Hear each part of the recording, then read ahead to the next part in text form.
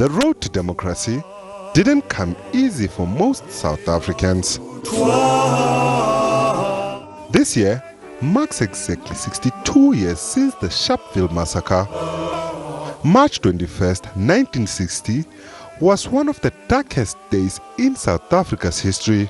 Fed up with the white supremacist apartheid system, black South Africans took a stand.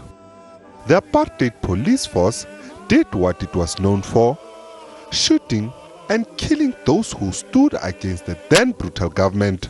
At least 69 people were killed and 180 injured in a peaceful protest march. This massacre left the world in shock, as the apartheid government again demonstrated its brutality.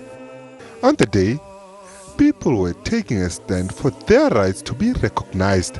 It is very important for us to first understand the history and the context of this day.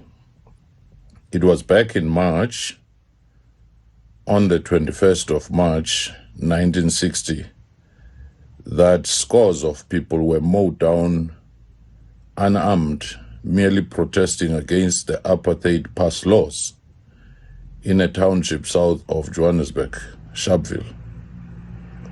And this in itself marked a new epoch in the history of the struggle against apartheid.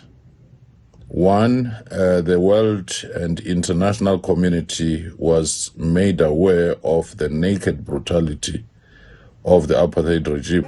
25 years later, on the 21st of March 1985, the country recorded yet another massacre in the Eastern Cape, the Langa massacre at the then Uitenage. But after years of fighting against apartheid, a democratic South Africa saw the promulgation of a new constitution, complete with a Bill of Rights, the new government's most important task: to give expression to and implement the rights as enshrined in the Constitution. 6 decades after the Sharpeville massacre, the country still faces many challenges, inequality and service delivery being amongst them. When we acquired power in 1994, we imposed on ourselves, i.e. the state, the duty to deliver on all of these things.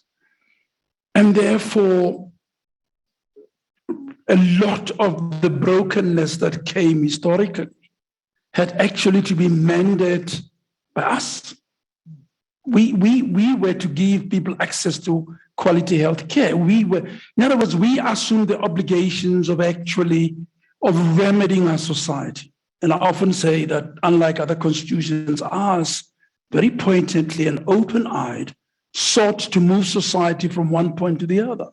March 21st has stood as a landmark on South Africa's calendar, and with the annual yearning to remember its fallen heroes, constitutional democracy is also being debated. There are multiple debates happening, right? There is the debates happening in the law schools, but there are other debates happening in the villages, in the townships, in the taxi rank and elsewhere. My experience of that debate, it's demanding the implementation of the Constitution. It's demanding houses. It's demanding land. It's demanding textbooks. And that's a demand for the enforcement of the Constitution. It's demanding accountability. Although COVID-19 has changed the world we know, this year, South Africans can breathe a sigh of relief as gatherings are permitted. SABC News, Johannesburg.